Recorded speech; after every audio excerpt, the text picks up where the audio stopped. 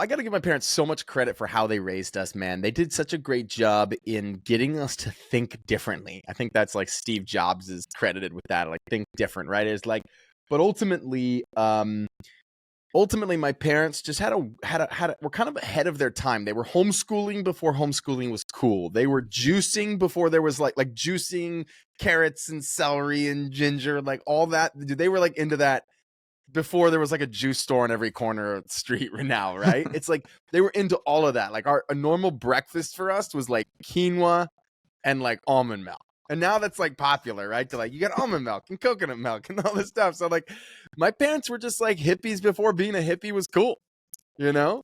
And they were amazing, man. They were just great. So they really taught us they didn't want the government impacting their kids at all. So they were like, we're homeschooling. But one of the great things about homeschooling is that they really did let us. I mean, I remember my mom sitting down with me and saying, here's your math book and here's the answer book. And then like, go do your math. And all my friends would be like, well, you just cheat, man. Like, just write in all the answers. But then what I didn't tell them was what my mom said after that. She's like, and if you cheat, you will do nothing but dig ditches the rest of your life. Bye. I'm leaving to go deal with 7 other kids that my mom had and homeschooled at home too. So you learn to like very easily like be very self-motivated. And so that was one of the biggest, I'm a huge proponent of homeschooling for that reason. I grew up very self-motivated. I wanted to become somebody. I wanted to be somebody. And I wanted to get attention. The other thing about growing up in a big family, for anybody who's listening who came up in a big family, is like, you don't get a lot of attention unless you do something very good or very bad. And so for me, it was like, how can I get attention, you know, because your parents' attention, who like you rely on growing up for like, you rely on their love and their attention for like survival. It's split a lot of ways, right? I'm not saying that as a ding against my parents at all. They just had a lot going on. They were trying to raise us. My dad was making 50, 60, 70 grand a year, and my mom was homeschooling us. So money talks was a big one, man. My mom was the queen of budgeting, as you had to be to raise 8 kids on 60 grand a year. And so she would have these ledgers, and she just taught it to us from a young age. So I definitely became a good saver. Another really like impactful moment of my life. I know a lot of people listening. Well, I don't know. It depends on how young your audience is. I think a lot of people listening will remember Y2K. I don't know, Cody, were you? I was 4 years old, but we had listeners who are older than me. All right, great. I got you, Sam. I got you. All right, Dustin. So like 20, you know, year 2000. 2000. Like, yeah. No, I can't even say the year. I'm like, I don't remember. I was young too, man. I think we're similar ages, Cody. So I think, but my parents were basically like, they really bought into the idea that the computers were not going to be able to keep up. There was going to be this huge financial crash in the year 2000. And so we bought a generator like on 2 axles that would have run our entire house. We had guns, ammo. We had a whole basement of like 5-gallon buckets of food. We had water with like little drops of bleach in it, so it would like stay years, because evidently you put a couple drops of bleach, it like makes the water stay bad. I don't know, but like all this crazy stuff that I learned about doomsday prepping. And I bought a bunch of silver because my dad was like, silver is the only thing that's gonna have value. And so I bought a bunch of silver, and I learned. So it taught me to save, and it taught me to kind of hoard, which that's not a good thing, but saving is a good thing, especially early on. And those were really valuable conversations. So then, yeah, man, fast forward, I got this opportunity. My mom put me in martial arts when I was young, 12, 13, because I needed self-discipline and confidence. I was allowed to have one sport. We were all allowed to have one sport, and it was soccer for me. And then it was martial arts. My mom kind of made the decision, said, you're doing martial arts. And I hated it until I met this super cute girl. And then I was like, Mom, maybe I'll go back to the martial arts thing. And she was like, and then I told her I met this girl, and she thought it was cute. So, but then when I was like, I was a couple years into my martial arts, I was somewhat close to my black belt, maybe like a year away. And my martial arts instructor comes to me and just like, Sam, do you ever want to like run a martial arts school and like do what I do? And I loved my instructor. I like idolized him. And I was like, yeah, sure. That'd be awesome. He's like, okay, I'm going to talk with your parents about selling you the school. And he's like, you join my instructor training program. And like, I was just like, someone's believing in me. I think that's all that's all we're looking for as adults, even these days. It's like just someone to be like, here's the next level for you. here's what you need to do, and here's how I'm going to help you. And so I try to do that to my team, you know, moving forward. And I try to do that for people around me now because it was done for me and I'm so grateful for it. And anyway, my parents bought the schools in a small town. Like, we're not talking a huge business, right? We're talking a business grossing between $10,000 and $15,000 a month, maybe less sometimes, call it between $8,000 and $15,000 a month. But in a little town of 2,000 people, like 80 to 90 students. And like, my parents bought it. Like they were in. They loaned me $15K to buy this little school. And the rest is history, man. I can go in any direction you want from here, but like, that was a huge entrepreneurial, you know, opportunity. And the best thing that he did was he hired me a consultant before he left. And that was the most amazing thing, you know, to be able to do that. So your parents give you the 15 grand to buy this thing. Remind everybody how old you are when you actually purchase it. And what does that look like is it just like a flip of the switch? Like, he's gone, you step in, you're running the place? Or what did that look like in those first few weeks as what sounds like a teenager who has bought a martial arts school? Yeah, I was, man. I mean, it helped that I had been training in that school. So a lot of people already knew me, but I was 15.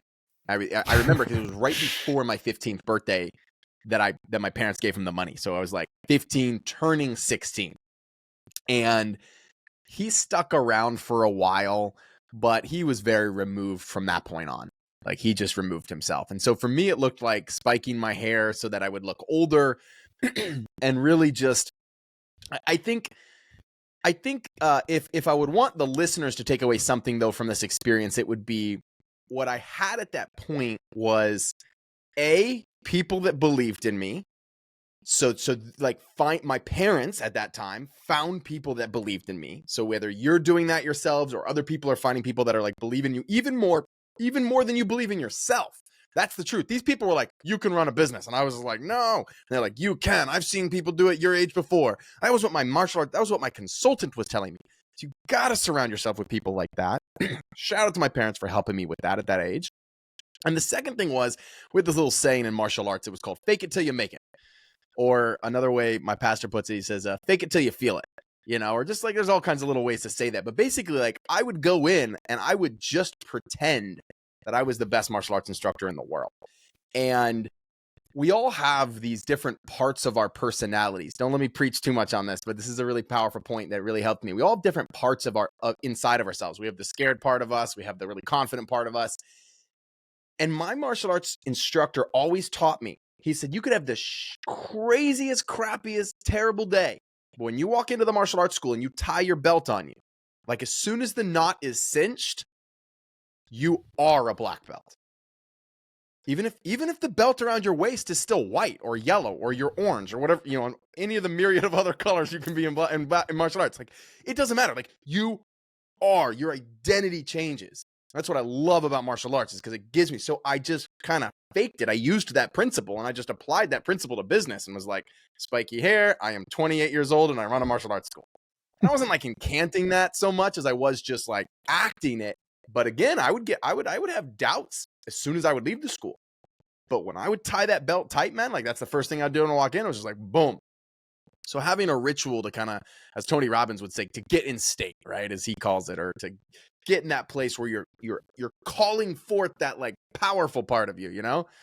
Some people get crazy with this concept, man. I know people that name their different personalities inside of them. They'll be like, I did this for a while. It was like Wolverine, because that really resonated with me. Wolverine was the part of me that was like, rip shit open, break through any wall, do whatever it takes. And I would like call that part of me forth, because there was also Sammy Boy. And Sammy Boy was like the kid that was 15 and getting picked on, you know, the kid that was 12 and getting picked on. And I'd be like, hey, Sammy Boy, you don't need to come out right now. Like, because I'd be really, insecure and not, fearful and like, oh my gosh. And so it's really just calling forth the best parts of ourselves. Martial arts taught me that at a young age, and then I had to apply that in business. Justin, I'm not even sure that was the question you asked, but that's where my brain went with it. I think you definitely answered the question. It sounds like it was a super transformative experience for you from a mindset perspective. Like, you kind of put on this different hat, you spike up the hair, you're now 28, you put on your Wolverine mask, and you're like, I'm going to do this thing. Right. From a tactical perspective, though, like what were some of the skills what were some of the skills you were learning? Like, were you doing all the marketing? Were you doing the accounting, the bookkeeping? Like, as a 15-year-old, I feel like I wouldn't even know where to start, like to actually run a business. I see how you could maybe like just start teaching classes because you've been there for years at this point. But like, were you also running the different arms of the businesses, and what tactical skills were you picking up along the way? Yeah, I was running all the different parts of the business. Wow. The tactical skills were so accounting. Like one thing that my instructor walked me through was how he did his QuickBooks. I mean, very basic understanding of QuickBooks. So I had a very basic understanding of QuickBooks. I could run a credit card processor. I could type in people's credit cards and run their cards. I mean, we had a CRM that kind of like kept track of students and things. That wasn't that hard to deal with. That's not true, actually. We did not have a CRM when I first started. We have a CRM now. We had a 31-day slot. You ever seen those like things? There's like 31 slots, and then we would handwrite people's credit card numbers. It's probably illegal to do. Well, probably illegal to do now.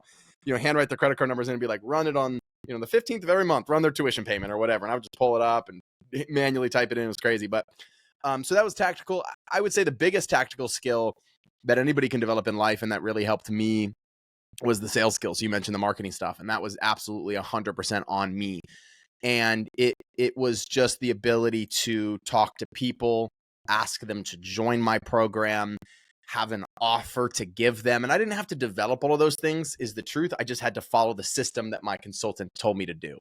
And really, at that time, the system was nothing more than like, go out in as many parking lots as you possibly can. And as people are putting their groceries away, and I kid you not, this is the system. As people are putting the groceries away, you snap to attention. Like, you get their attention by like, we're in full uniforms, right? Like, boom, like, and you bow to them. You just randomly bow to this person in a parking lot.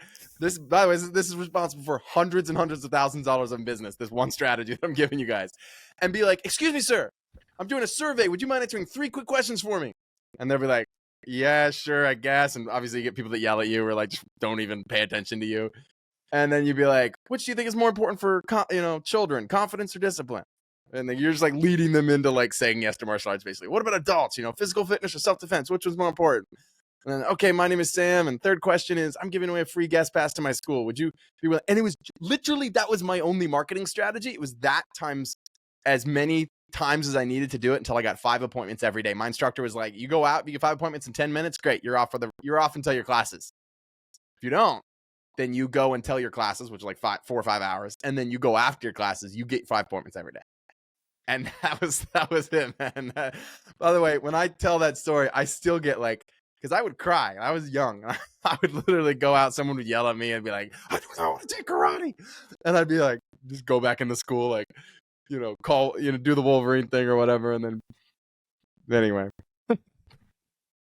Well, you're 15, you've got this business, and it sounds like it actually starts to take off, like it's being successful, and you're already been homeschooled. So like, it's not like it's out of the realm of the possible for you to be kind of doing a little bit of this, like letting it eke into your day, I guess, like into your normal 8-hour day. Whereas I think some students might be like kind of away from it and they're just at school. Right. And it sounds like this maybe starts to blend into your normal life. Does it start to get to a point where you think, this is my career now, and like I'm not even thinking about college, I'm not thinking about anything else, like I am kind of already moving into the adult stage before I even graduate high school?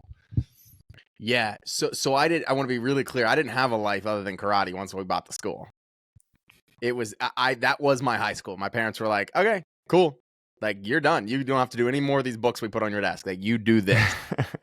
But that's kind of, if anybody is familiar, if you guys are familiar with like the Montessori approach to learning, it's like, yeah, Cody, you're shaking. So like, it's like you're trying to let the kids go towards their natural bent. So if they show, like, I had a brother, my older brother, oldest son in our family, he had a natural bent towards computers. He was more introverted. And the guy, like, he worked for Microsoft at like 18 years old, like had a really high paying job at Microsoft, like right when he got into college, just because he was like, he had that bent. And my parents were just like, you do whatever you want. Like, you don't have to do, if you don't want to do science, like, don't do science. Literally, they were like, do all computer stuff. And that's controversial topic, but that's kind of that approach. And so that was my parents' approach too. So when I got to this, they're like, well, I guess Sam's going to be an entrepreneur. Like, go all in on entrepreneurship. There's a great book out there called Soar with Your Strengths. And it talks about the kind of the problems in our modern day education system, where it tries to make everybody good at everything instead of like allowing people to double down on stuff and just forget what they're bad at. So I do adhere to that because I've seen it work in my family, which is doubling down. So yeah, it was my life. When did it become a thing where I was like, this is my career? I think from the beginning. I think the whole reason I bought the school is because my instructor convinced my parents that this was going to be my career. And that's, by the way, as it stands right now, as of 2 weeks from this date, I have sold all my martial arts schools and the brand that I spent 15 years building. So like, it did not end up being my career forever. But it served me really well during that time. Guys, you should be interviewing my mom and dad because they could like have better answers for these. They'd be like, this is exactly what we were thinking but my dad, I've heard him on interviews before, and he'll just be like, we really weren't. We just were like trusting. We were just trusting that this was going to work out for Sam. I think what happened, and this will be interesting for people to listen to. My dad had a doctorate, a doctorate, a master's, and 2 bachelor's degrees. So he'd been in school like a chunk of his life. And it wasn't like he was kind of like, Sam, I did all that, all this money, but it didn't get me where I really wanted to go. So like, I think that honestly helped him be more open to me going in a different direction than the academic, go to college, get a degree route. But that's definitely how my dad was raised. Like going to college for my dad was like a privilege. And was your dad involved in martial arts? I know you guys actually published a book together. I don't know where that falls into the timeline, the modern day black belt, but like, how does that kind of fit into this whole picture? Yeah, I'm so proud of the modern day black belt. It's my first ever published book, and my dad is the co-author of that. It's really our story about building. It's really our story about being. It's kind of the transformational story I was telling earlier. It's really how we think people could show up like a black belt in their families and their marriages, and even if they're not a black belt, but what it means to be that black belt, in life. And so that's really what that book is about. But my dad got his black belt from me, and which, by the way, that's coolest experience ever to do that and get your dad to like bow to you. I would mess with him in front of class. I'd be like, all right, Dad, like bow to your instructor. If I give him a belt, and I'd be like, all right, Dad, bow one more time. Just like just make him bow multiple times just playfully. And he thought it was funny too for a while. But so yeah, he got his black belt. He was a huge supporter. He loaned me the money. He was there. My dad is not an entrepreneur. I think that's one thing I've learned. I've tried to do entrepreneurial pursuits with my dad, and my dad just thinks very differently. He thinks in a very academic way, and our mindsets are just very opposite in a lot of ways. But I love him dearly. He's very successful in his own way. He's working on a book right now. He's published. Theology is really his gift that he wants to give to the world. He was a pastor for many, many years, got his doctorate of ministry.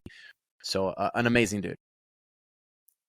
Well, I was hoping to tie together 2 points that I heard. One was a little earlier on. You said you're in a smaller town, like of 2,000, but then you just mentioned having 15 schools. So I'm imagining you didn't open up all 15 of these schools in that one town. So how did that progression go? Like, how did you start to scale from one to multiple and branch out of your little local area?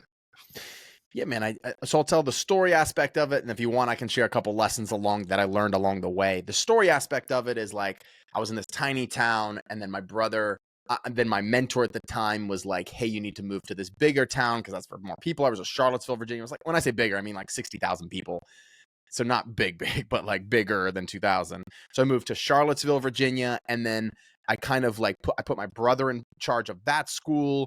And then I kind of removed myself from the day to day. And then I moved to Charlotte to buy 2 schools. I spent my life savings buying 2 schools in Charlotte that were already up, operational, ready to go. And then I built it there. Now, to be fair, I had 7 schools, 7 brick and mortar at our biggest, and then an online program, which I'm really proud of the online program. It taught students in 28 different states in the United States, all virtual training. They would fly in for their black belt test. It was something we developed over COVID that just really, really, really took off, and was a beautiful way to see people become black belts all around the United States. And I modeled it after like the mega church thing, where mega churches like have a broadcast location and they broadcast it out. That's how we do it now. So we had one location, we broadcasted it to all the brick and mortar schools and online. And it was a cool model it was a cool concept, and it worked. So that was really neat. I think some lessons that I learned about scaling are, there's a big difference between, are you scaling for more money or are you scaling for your ego? And I laugh because, in the martial arts industry, most people scale for ego.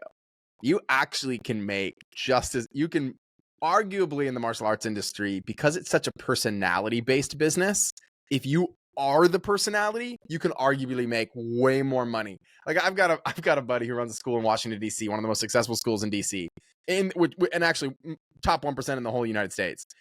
And for a while, we both had top 1% schools that were out of my schools. I had a top 1%er that was competing, and then we were competing back in fourth. But now he runs probably one of the most successful schools in the nation, and he arguably makes way more money than I did because I've made it running 7 schools. So I think I see this a lot with small business owners, right? Everybody's like, more houses equals more money, more locations equals more money, more, and it just doesn't. It just doesn't. It multiplies your problems and doesn't always multiply your profits. So that was a lesson. I think that's a really important thing. And in the martial art, my instructor, my business mentor was very transparent. He's like, if you want to scale, just be honest. You're scaling for your ego. You could probably make just as much money as if you doubled down in this.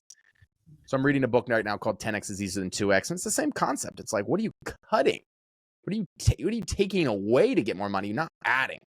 So that's a valuable lesson to learn before you go sign, a bunch more 7-year personally guaranteed commercial leases at anywhere from $7 to $10 a month that you can't really walk away from once you sign them.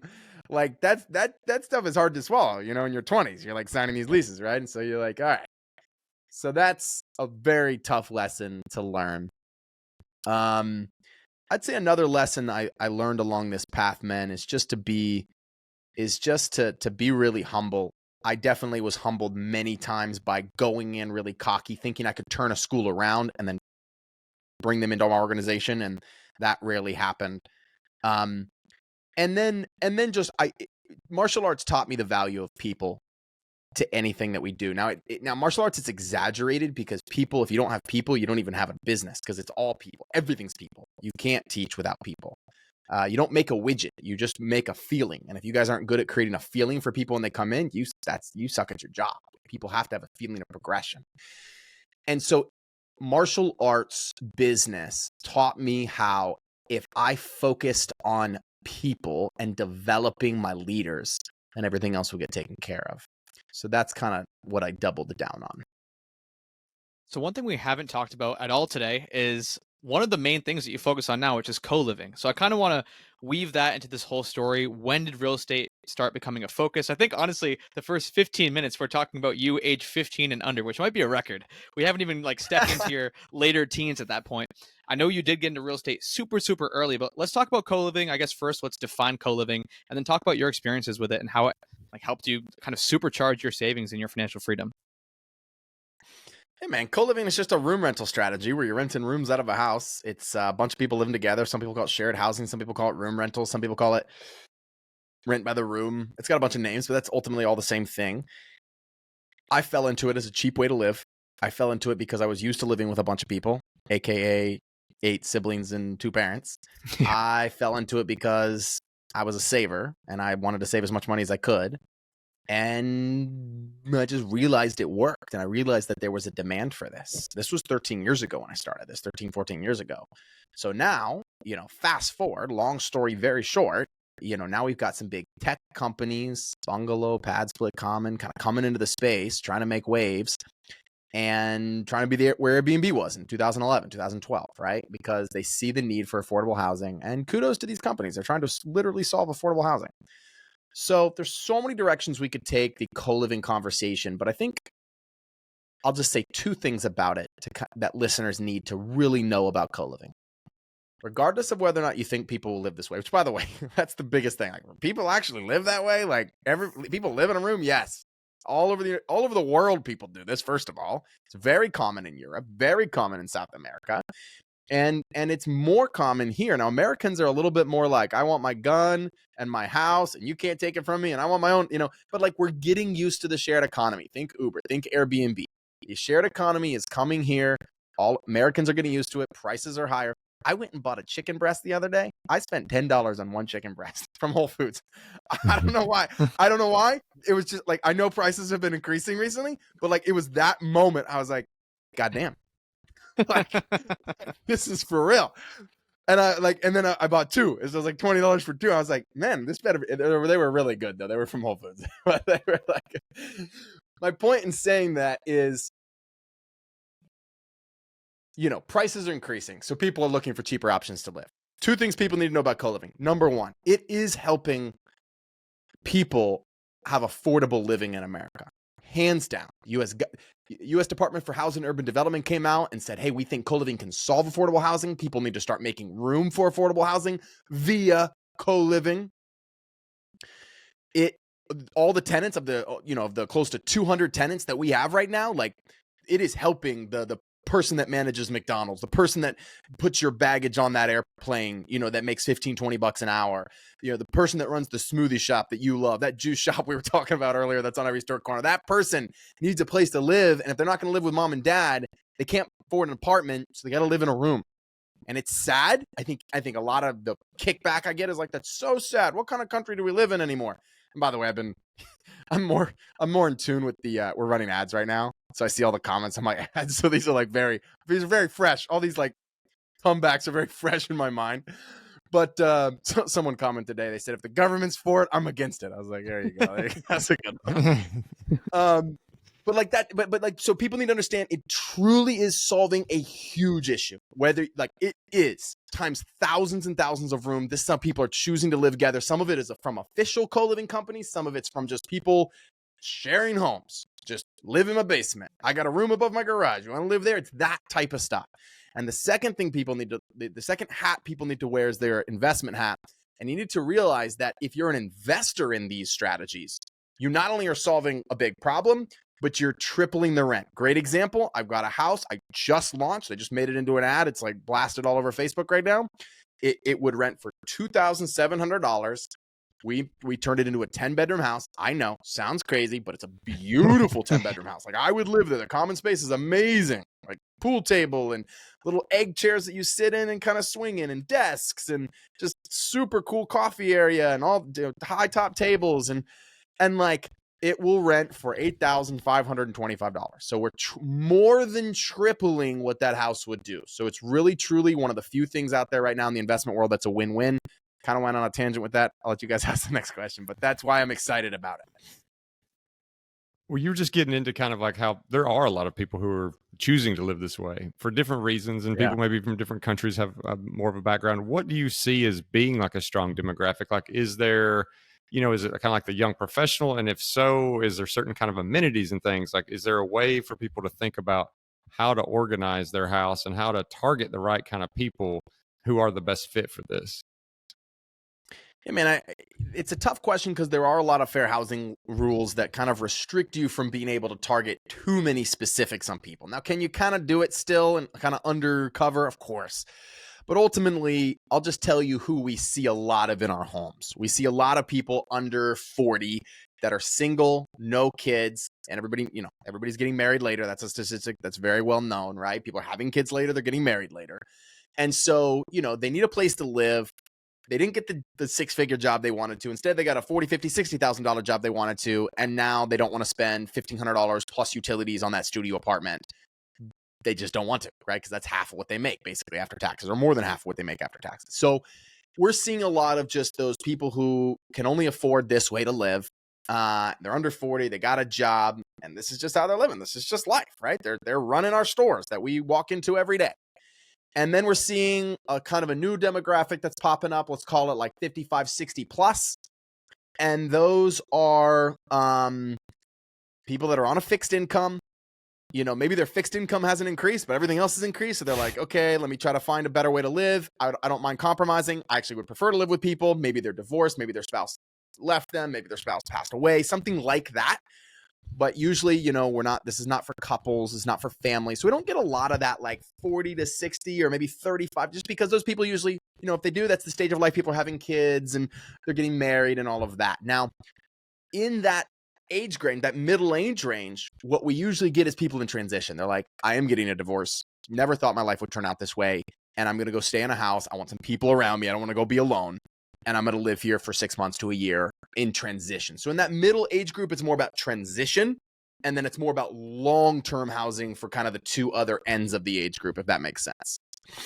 Yeah, that makes a lot of sense. So I'm sure the big question on every listener's mind is, how do I get non-problematic people into these rooms? So let's talk about whether it's the screening process, the right platforms. Like, how do you fill these rooms up with the quote unquote right people? Yeah, man, we have. So I want to just acknowledge the fact, Cody, it's a great question, that can be an issue. And that if you just let anybody in, I mean, this is true for any place you rent. If you just let anybody in, they're going to take crappy care of your place. But people need to know three things. One, what's great about co-living, some guy that's in my course, or no, he's consulting in my course, and he said that the main reason he went from single family houses, renting them out, to co-living wasn't even the money, even though it's like triple, quadruple the money. He's like, it was because his first single family house that he ever bought, the lady who rented it turned it into a strip club. And he was so upset. She legit turned it into a strip club. He didn't know about it for a year. And when he came in, it was just trash. But there was a pole in the middle. He said, like, husbands from the neighborhood were just like randomly disappearing into this house.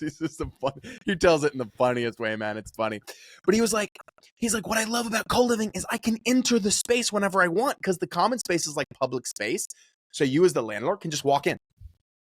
And I know that sounds crazy, but that ability is pretty cool for some people. I think it's pretty cool. You have the ability to check on your asset, your $500,000 asset anytime you want. Whereas with a single family, like, you can't do that. You got to give notices and you got to have a reason to do it and blah, blah, blah, depending on your state, right? So that's one thing. The second thing is you absolutely just have to do a great credit check, great background check. Like, are they a really great person in general?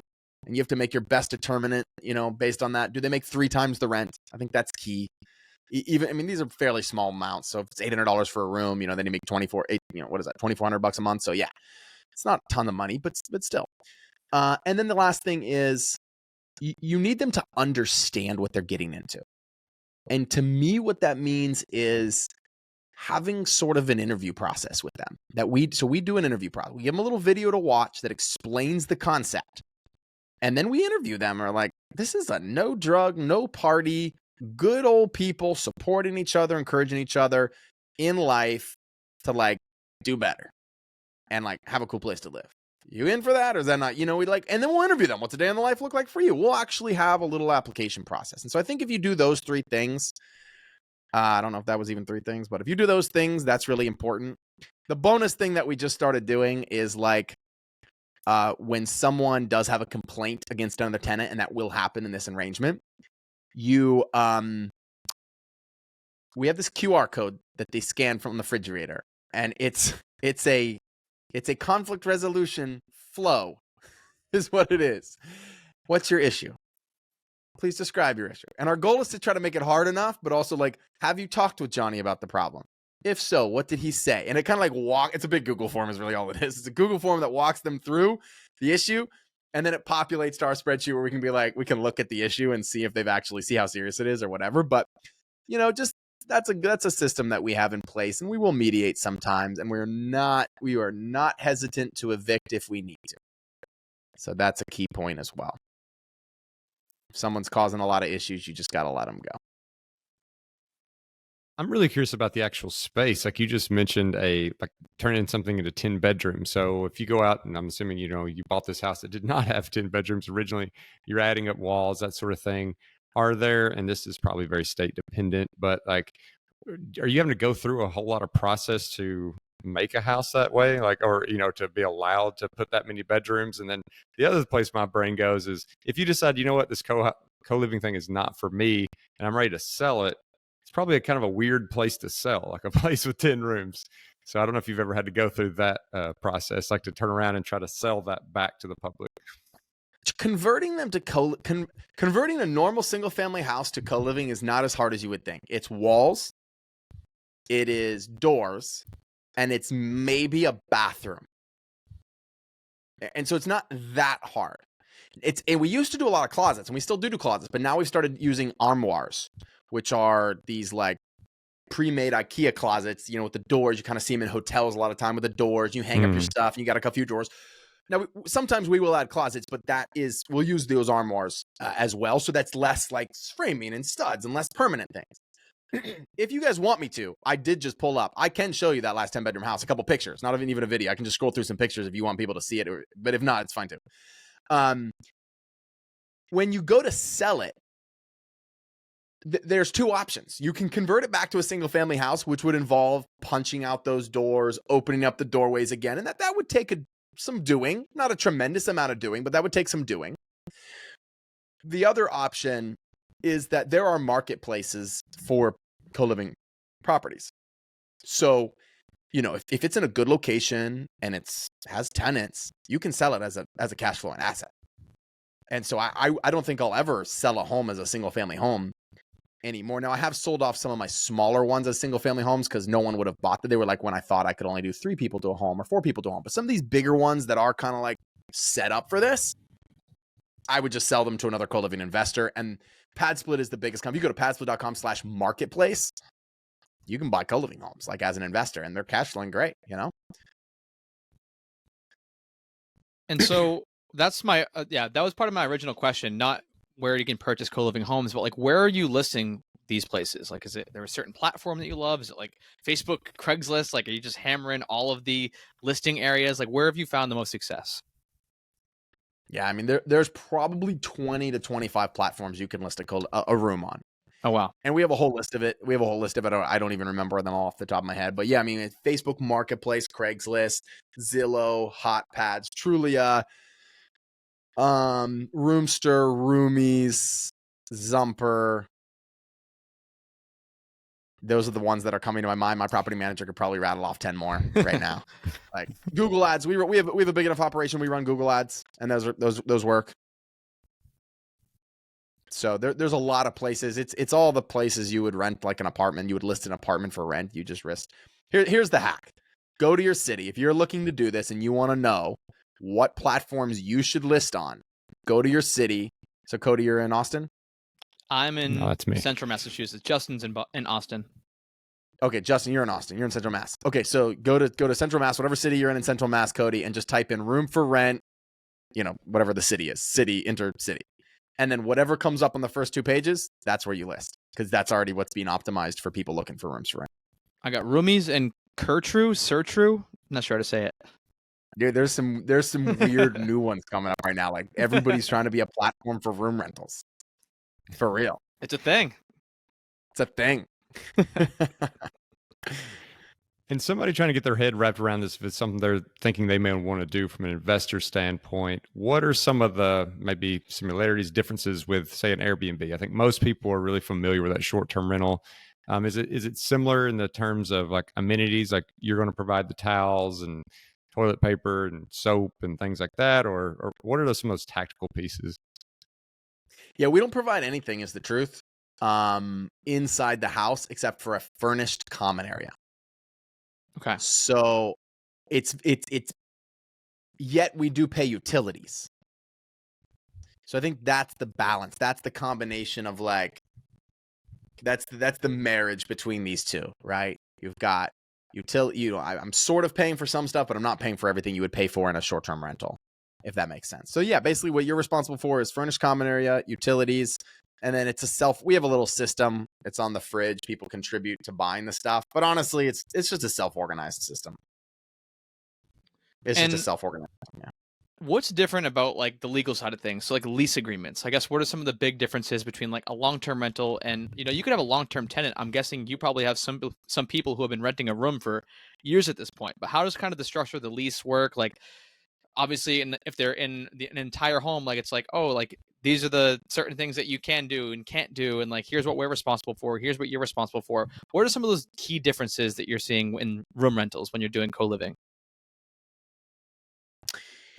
Yeah, I mean, basically, there's 2 answers to this question to handle a co-living legally. The first way is like what actually just ends up working is if your home is kept very well and just as nice, if not nicer than every other home in the neighborhood. If your home has good parking, like if you didn't just assume everybody, like if it's got enough parking for everybody, then what's going to happen is you're not going to have any issues, 90% of the time, because, and if you vet your tenants well. So those are the key elements to having a great co-living house, just kind of run smoothly and nobody complains about it or anything. And then, yeah, you can just do leases like a normal lease, a normal 12-month lease, except instead of on the whole house, it's on the room. And your lease needs to have a good, solid set of house rules, though, that you can evict for. So an addendum with house rules that you can evict for. That's the one key difference in maybe a co-living lease. Okay. Now, there are some regulations in certain towns, like, hey, you can only have so many unrelated people living together, blah, blah, blah.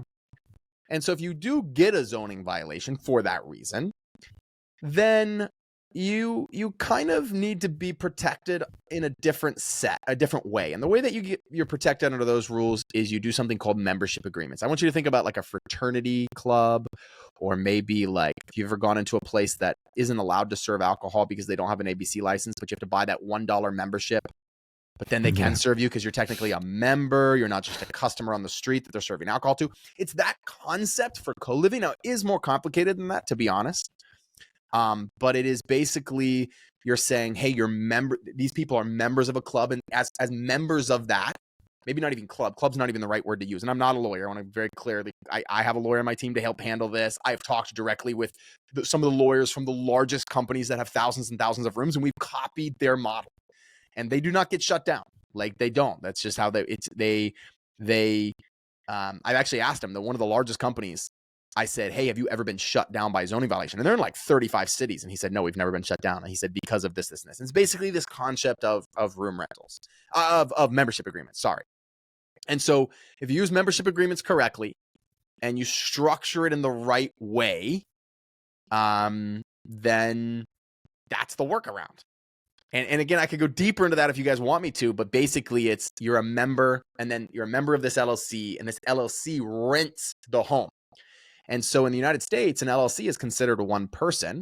And so if an LLC, even if it has a bunch of members, if an LLC is renting a house, you're technically only leasing that house to one person, one company, one LLC. And that company just happens to have a lot of members that are members of that LLC that get to use the property. And you can't tell my members they can't use the property. It is in essence, that's a very high level view without getting too lawyer-esque, and I wouldn't even want to do that without the lawyers on here, but that's in essence how it works. And some people aren't going to be happy about that, just like they're not going to be happy about the Airbnb coming into their neighborhood. I get that. However, I think the thing that puts my mind at ease, and anybody listening to this should ponder, is this model is long-term tenants just enjoying sharing a place to live. Airbnb is a new party person every weekend. I mean, it can be, right? That's what Airbnb is trying to crack down on, but it can be a new party every weekend. And so I think that these are good for neighborhoods. I think this is helpful. This is great. This is a give back. This isn't somebody just partying and vacationing. I had one lady enroll in my course, and she said I was going to do Airbnbs, and I know they can cash flow great, and they can, some of them. She said, but I couldn't get myself to do it because I knew I was taking housing away from people who actually need it. Every house I bought and made an Airbnb, I knew that was a house that somebody could have lived in. And right now we're at a housing shortage for this segment of America. She goes, I'm doing co-living because it's going to give those people that housing back. I said, you go, let's go.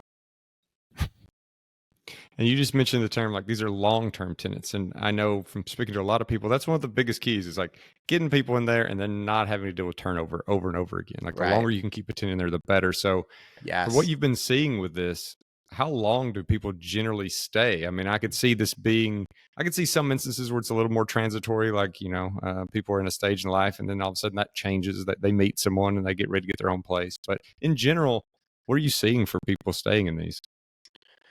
Yeah, if you follow my model, now a lot of co-living companies are not quite to this length of stay yet, but my model is the model that I teach is very homey. Like a lot of co-living companies out there are trying to scale, and the only way they can scale is if this thing is like, they just cut all the variables out. And so one of the variables that these co-living companies are starting to cut out is the common areas. They're saying, we don't want common areas. And I just don't like that, right? I think you should have a common area. I think you should have an area where people can connect, even if that does, because they're like, oh, it causes problems. Somebody comes in, they'll sleep on the couch, da da da. And it can, but they need to get better at vetting their tenants, is the truth. Or figuring other systems around that. But I really like common spaces in the homes. And so I think according to the model that I do, they stay a lot longer. And so our average tenancy is over 20 months. So not quite 2 years, but we're talking a decent amount of time. Not coming in for a month and bailing, right? Yeah. So we're talking, they're coming, they're staying, they're living, they're enjoying, and this is home. And this is home. So we're trying to create a home, not just an affordable place to live, like a true home. So just to like really kind of bird's eye view this and kind of bring this conversation full circle, like what does your real estate portfolio look like now? I know you recently sold all of your martial arts gyms. Just like how has, I guess, this style of life, these business decisions impacted you financially? I think I read somewhere that you basically hit financial freedom before your 30th birthday. Like you no longer had to work, became optional. So this is a financial independence podcast. So we'd just love to get those like high level numbers. If you want to share numbers or percentages or number of doors, whatever you're comfortable sharing, just to inspire the folks out there listening today. Yeah. So I think the most inspirational thing that I could say is just like real estate. I'll just repeat what my mentor told me about real estate. He said, real estate is a slow grind. Like it does not start fast. It requires capital. And so for me, it was buying my first house, I guess back in 2010, 2011, maybe 2009. So, so it was like one property and then one property the next year and then one property the next year and one property the next year. Until like, I think last year we bought like 12 or 14. So it's just like, it really can kind of expand if you take advantage of the appreciation of these properties.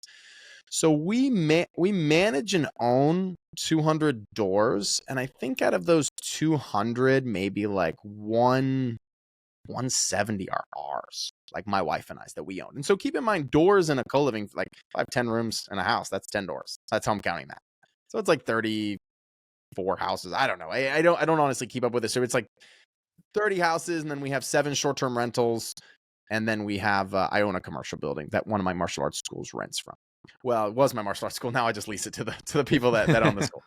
And so that's kind of what my portfolio looks like. I was really able to accelerate a lot when I started selling homes. That was a really big lesson I learned, was like, I thought I would just hold them forever. And everybody tells you like, never sell real estate, like just hold it forever and it'll be worth a lot. Sometimes if you have a lot of equity in a home, you need to sell that home and redeploy it. If I can take the equity out of one home and redeploy it into 5 or 6, at least at our ages, like that's what we should be doing. Maybe if you're not 80, but like if you're our ages, like that's what you should be doing. You should be growing and expanding. And this is our season to do that in our life. That's what I believe. It's our season to take risks. 3 of us could lose everything and we'd still be successful, right? Because we're young. So that's what it looks like right now. We probably, this is going to be a very round figure. It depends on if I have an HVAC unit going on or something. I mean, this number can change quite dramatically, but we're probably close to, I'll say this, we're probably be close somewhere between 200,000 and 300,000 in net from the co-living stuff, which is pretty cool. So call it 20 to 25 a month or something like that. That can vary, and that's not a perfect number, but it does provide great. And that's in addition to like the appreciation and the depreciation and the principal pay down. I was talking with somebody the other day, and he was like, hey man, you have a lot of mortgages, right? I was like, yeah, we pay a lot. And he was like, do you know how much of that, all those mortgages are going towards principal?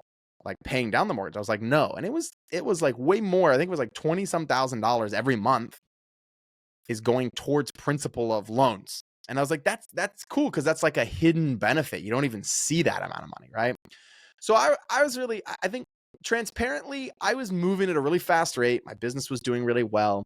And then maybe like 4 or 5 years ago, my wife unfortunately had someone pass away in her family, and she got an inheritance. And so that inheritance, we put most of that right into co-living, which helped me accelerate really, really fast in the last couple of years. That's my transparent share. And my wife was very generous. She could have gone and blown that money on like stuff. It was her money. And she was like, I want to invest this in co-living. So I'm really grateful that she saw the value in it to invest in it too, because my wife has a mind of her own sometimes and does whatever she wants. So the fact that she was like, I want to put some money into co-living, I was like, let's go. So she's my wife's my biggest investor. But I've raised a little bit of capital for some other deals, but most of it's been money I've set aside and then pulled out of deals and things like that. So yeah, man, we're sitting in a really great place. We have a lot of equity in properties right now. I am trying to sell properties to pull that equity out, to redeploy. And that's a fun game to play. It's a really fun game to play. Well, Sam, thank you so much for giving us the time. It's a really interesting concept. We've obviously had a lot of real estate people on the podcast, but this is a different way of thinking about it. And we hope listeners can, hear this and see another way in which maybe this fits their needs. And like you said, with some of the, the housing crisis things, like maybe this is a way they can get into real estate and also feel really good about it. So thank you for giving us some time today and walking us through this niche. Yeah, man, you're welcome, guys. Great questions. You guys are a great duo together. I look forward to seeing where this podcast goes and where you two go. Keep up the great work, and thanks. Honored to be on. Thanks for the opportunity. And for anybody listening, keep up the good work. If they're following you guys, they're in good hands. And so I think that's the key, right? It's just following great people that care about them and believe in them. And before we let you go, Sam, I know you mentioned some resources earlier, but where do you want to direct people? I know you have your own podcast that just launched. I know you mentioned that maybe you could shoot us a link of the 10-door property that you just listed. Like, what links do you want to share? Let people know where they can find you and consume some of your stuff and start this co-living thing. Yeah, man. Instagram is probably the best way to follow me, and that's at Sam Wegert, SamWegert. So that's my name. And then if you just want to keep up with stuff I'm doing, if you're really interested and you're like, hey, this co-living thing is interesting to me, go jump in a 5-day challenge once a month or once every other month or so. We do these challenges where I just do 5 days of free content that people can really dive into the concept and learn how they can do it for themselves. And so they have to go to scaleyourrealestate.com, scaleyourrealestate.com, and get on the waiting list for the next challenge.